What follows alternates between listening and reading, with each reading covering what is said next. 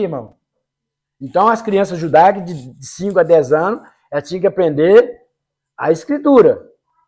E de 10 a 15 anos, já era a fase, porque ela já, com 15 anos, ela já ia seguir o rabi. E aquela época, irmão, para seguir o rabi, aquela pessoa tinha que passar. Por exemplo, aquelas pessoas que não foi aprovado ou foi aprovado só na primeira fase, chegava em casa, ela tinha que seguir o que o pai fazia. Por exemplo, pescador, era carpinteiro, e essas coisas que a família fazia antigamente. Tá dando para entender até aqui, irmão? Presta atenção. Aí, de 15 anos para frente, ela passava, o rabi falava, você não, infelizmente, você passou na primeira, mas na segunda você não passou, volta para sua casa, vai ser pescador, vai ser não sei o quê. Aí, na terceira fase, ela tinha que decorar tudo e seguir o rabi. Tanto quando ela passava na terceira fase, fazia-se festa, porque aquele menino ia seguir um rabi. E o melhor rabi daquela época. Então, tinha festa nas casas. Amém, irmãos?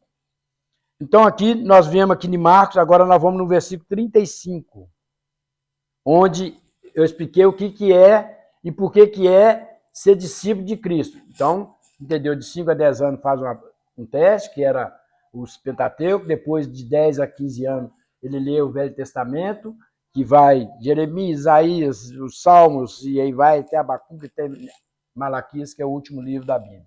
Amém, irmão? Explicado aqui? Gravaram? Vou fazer uma pergunta no final, então. Hein? Então tá, aqui no versículo 35, nós lemos aqui do 33 ao 34. Nós vamos continuar a lição aqui agora. Jesus acalma uma tempestade. Naquele dia, sendo já tarde, disse-lhe Jesus, passamos para o outra margem. E eles, despedindo a multidão, o levaram, assim como estavam no barco, e outros barcos seguiam. Ora, levantou-se um grande temporal, de vento e ondas se arremessavam contra o barco, de modo que o mesmo já estava a encher de água. E Jesus estava na polpa dormindo sobre o travesseiro. Eles despertaram-lhe e disseram, Mestre, não te importa que perecemos? E ele, despertando, repreendeu o vento e disse ao mar, acalma-te, emudece, vento, e aqueitou. E fez-se grande bonança. Então lhe disse, por que sois assim, tímidos? Como é que não tendes fé? E eles, possuídos de grande temor, diziam uns aos outros, quem é este que até o vento e o mar lhe obedece? Aqui, irmão, Jesus tinha feito uma promessa para os discípulos. Ele virou para os discípulos e falou assim, olha, vamos para a outra margem do lago, do mar. Porque, na verdade, não é mar, né, irmão? Nós sabemos que é o mar da Galileia, não é verdade? Mas é um mar, certo? Então, Jesus falou com ele assim, vamos passar para o outro lado. Jesus não falou com ele, não, se der, nós vamos passar para lá.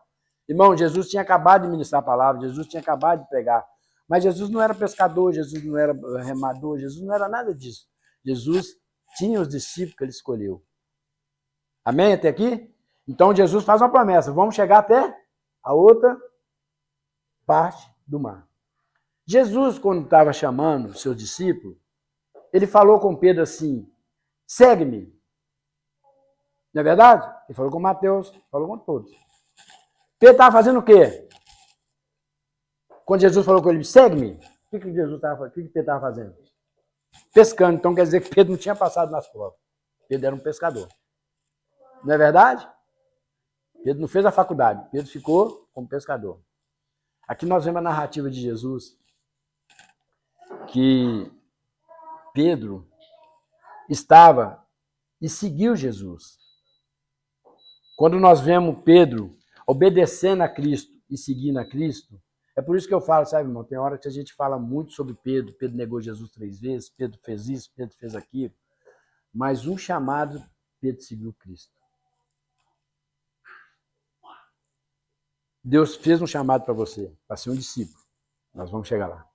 Amém, irmão? Até aqui? Tem ninguém dormindo aí, não? Amém. Então, quando Cristo chama Pedro, ele segue, e Cristo estava no barco, porque ali, irmão, Cristo estava no barco dormindo. João Marcos, ele não era, ele não acompanhou Jesus. Nós sabemos disso, João Marcos não era o discípulo de andar com Jesus. Mas dele ver a pregação de Pedro, o que ele fez? Ele narrou essa narrativa desse o capítulo de Marcos, todinho, os versículos, tudo. Ele narrou tudo pela pregação de Pedro. Então ele foi um testemunho. Porque Marcos não foi um discípulo de Cristo de acompanhar Jesus. Não é verdade? Ele não foi. Nós sabemos disso. E Pedro foi um grande professor? Foi. Porque Marcos aqui, meu irmão, ele fala de um, nós vamos chegar lá, ele fala de um endemoniado. Ele passou pelo outro lado do barco. Mas aí que nós paramos aqui no versículo. Qual que nós paramos? Qual versículo nós paramos, irmão? Vamos ver se estão espertos. 41, não é verdade? Então aqui, Jesus para com eles e fala assim, e eles, possuídos de grande temor, diziam uns aos outros, quem é esse que até o vento e o mar lhe obedecem? Irmãos, os discípulos tinham motivo para desconfiar de Jesus?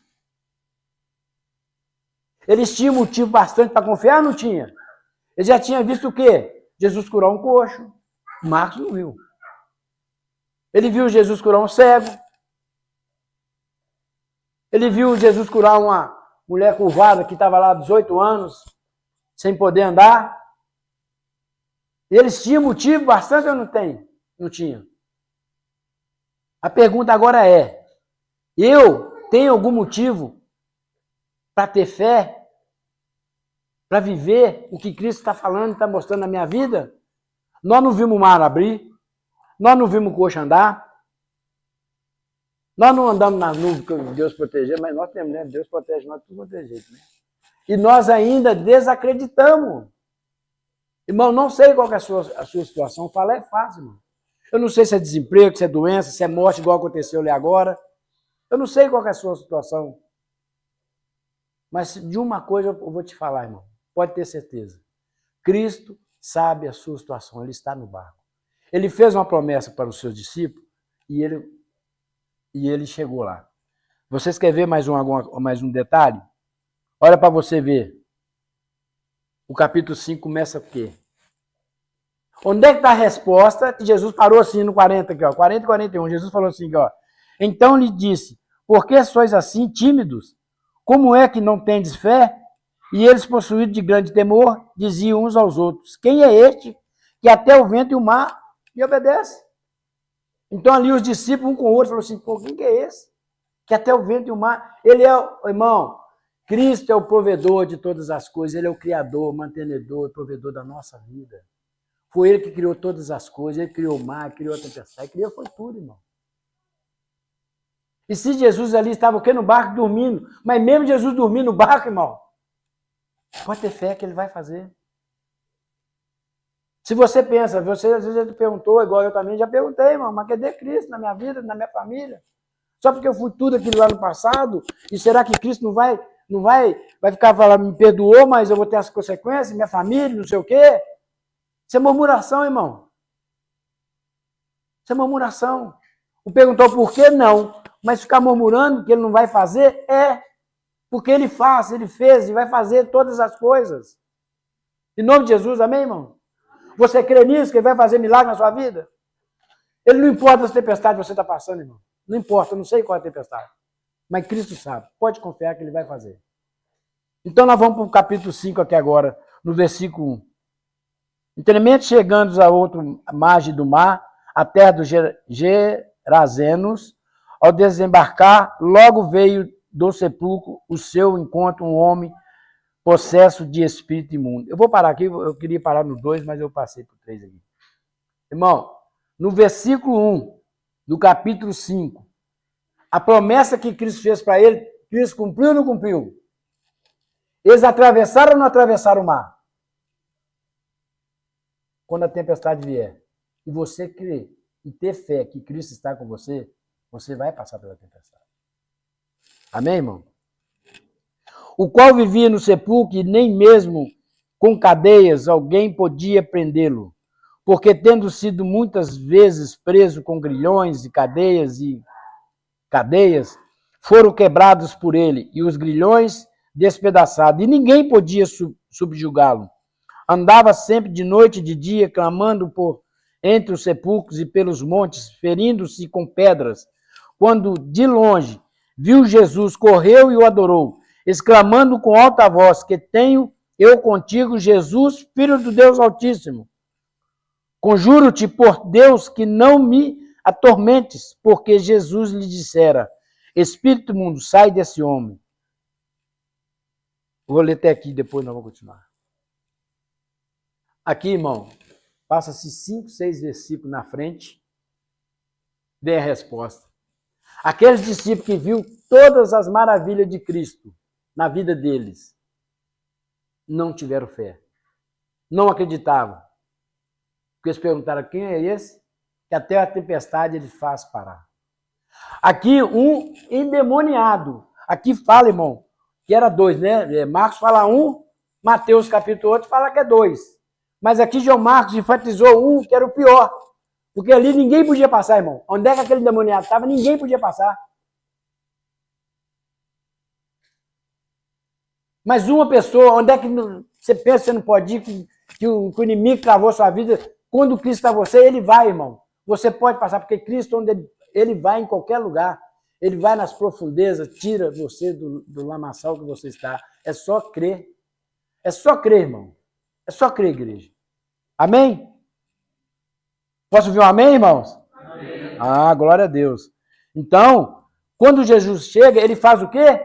Ele se prostra e fala, Jesus, Filho do Deus Altíssimo, que tens eu contigo? O inimigo ali, irmão, já cai no chão ali e já pergunta o que tem com Jesus, e Jesus, o que fala para ele? Vamos prosseguir aqui. Porque Jesus lhe dissera, Espírito imundo, sai desse homem. E perguntou, qual é o teu nome? Respondeu ele, Legião, é o meu nome. Porque somos muito. Você sabe o que é uma legião, não sabe, irmãos? O que é uma legião, irmãos?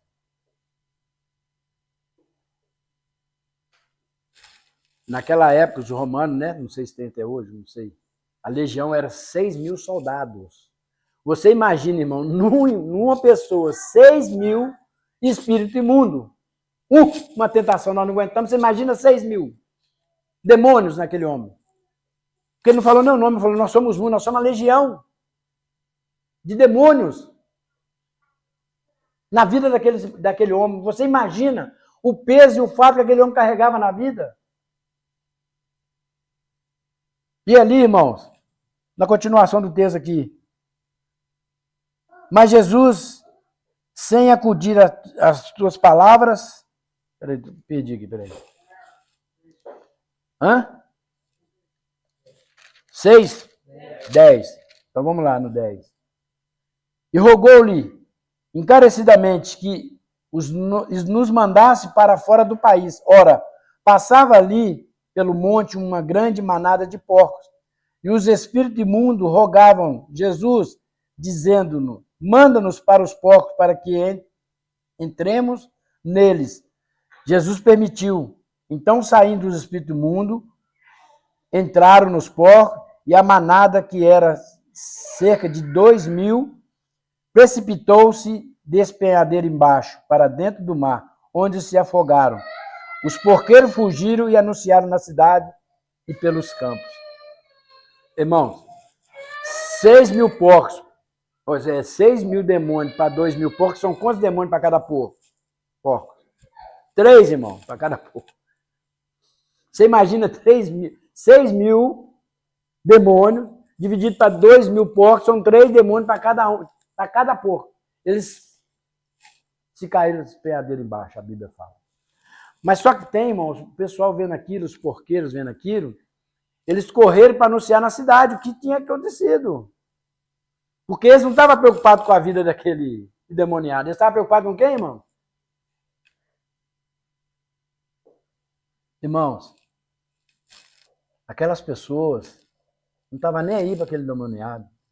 Eles não podiam nem passar na rua, que ele pedejava, ele matava, ele fazia o que quisesse aquele endemoniado. Quando Cristo salva aquele endemoniado, liberta ele, o povo vai anunciar lá na cidade que, olha, teve um aqui que tirou o demônio daquele casa, jogou tudo nos porcos, os porcos morreu, você ficou sem os porcos, acabou tudo. O que eles fazem com Jesus, irmão? O que eles fazem com Jesus? Eles deixam Jesus entrar na cidade, irmão?